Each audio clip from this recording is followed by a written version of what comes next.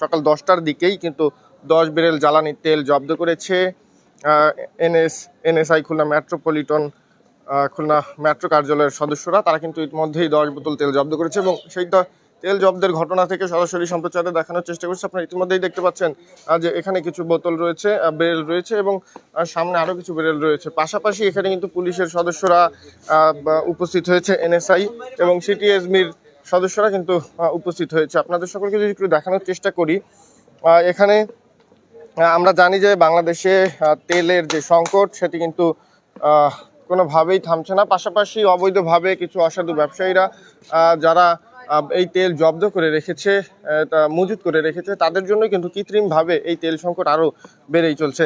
সেই ধারাবাহিকতায় পুলিশের নিত্যদিনের যে অভিযান, সেই অভিযান কিন্তু পরিচালনা করা হচ্ছে এবং তারই ধারাবাহিকতায় আজকে সকাল 10টায় এনএসআই খুলনা মেট্রো কার্যালয়ের সদস্যদের মাধ্যমে তারা কিন্তু 10 ব্যারেল তেল উদ্ধার করেছে জ্বালানি তেল। এবং আরও পাশাপাশি আমরা আরও জানতে পেরেছি যে ম্যাজিস্ট্রেটের নির্দেশনা ছাড়া এই যে ব্যারেল সেটি কিন্তু খোলা যাবে না, এমনটাও কিন্তু আমরা জানতে পেরেছি। ইতিমধ্যেই আমরা দেখতে পেয়েছি এখানে খুলনা মেট্রোপলিটন পুলিশের সদস্যরা, এনএসআই এবং সিটিএসবির সদস্যরা কিন্তু উপস্থিত হয়েছে। পাশাপাশি এখানে আরও কিছু এখানে থাকা যে কর্মীরা ছিল তারা কিন্তু উপস্থিত ছিল। এই মুহূর্তে কিন্তু পুলিশের গাড়ি সহ একটি টিম কিন্তু এখানে কাজ করছে পুলিশের। পাশাপাশি সকাল 10টার সময় যে ঘটনাটি ঘটে, এই তেল জব্দের ঘটনায় কিন্তু সেনাবাহিনীর উপস্থিতিও আমরা লক্ষ্য করতে পেরেছিলাম।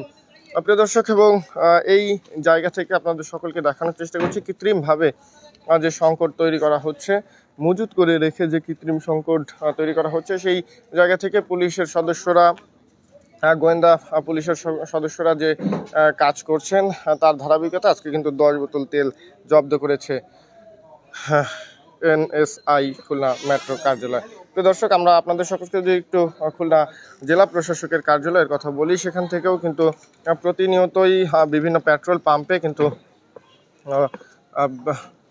নির্ধারিত নিত্যদিনের যে অভিযান সেটি কিন্তু পরিচালনা করা হচ্ছে এবং সেই অভিযান থেকে বিভিন্নভাবে কিন্তু আমরা দেখতে পাচ্ছি যে তেল মজুদ, তেল জব্দের ঘটনা কিন্তু ঘটছে। পাশাপাশি আরও কিছুদিন আগেও আপনাদের সকলকে দেখানোর চেষ্টা করেছিলাম যে বিভিন্ন জায়গা থেকে বিভিন্নভাবে কিন্তু অবৈধভাবে কিছু অসাধু ব্যবসায়ীরা তেল মজুত করে রাখছে এবং এই তেল মজুতের কারণে খুলনায় যে তেলের সংকট সেটি কিন্তু কোনোভাবেই তার ঘাটতি কমছে না। খুলনার খবরের অফিসিয়াল পেজ থেকে আপনাদের সকলকে দেখানোর চেষ্টা করছিলাম লাইভের মাধ্যমে খুলনার খালিশপুরের যে পদ্মা তেল ডিপো রয়েছে সেই তেল ডিপো থেকে, এবং এখানে পুলিশের সদস্যরা উপস্থিত থেকে তাদের যে তদন্ত কার্যক্রম সেটি কিন্তু পরিচালনা করছে। তার ধারাবাহিকতায় আজকে তথ্য পাওয়ার সঙ্গে সঙ্গে আপনাদের সকলকে দেখানোর চেষ্টা করেছি। তো প্রতিনিয়ত বিভিন্ন সংবাদ জানতে আমাদের সঙ্গে থাকবেন এবং দেখতে থাকবেন খুলনার খবর খুলনা, এই প্রত্যাশা ব্যক্ত করেই আপনাদের সকলের সুস্থতা কামনা করেই শেষ করতে যাচ্ছে এই মুহূর্তের লাইভ।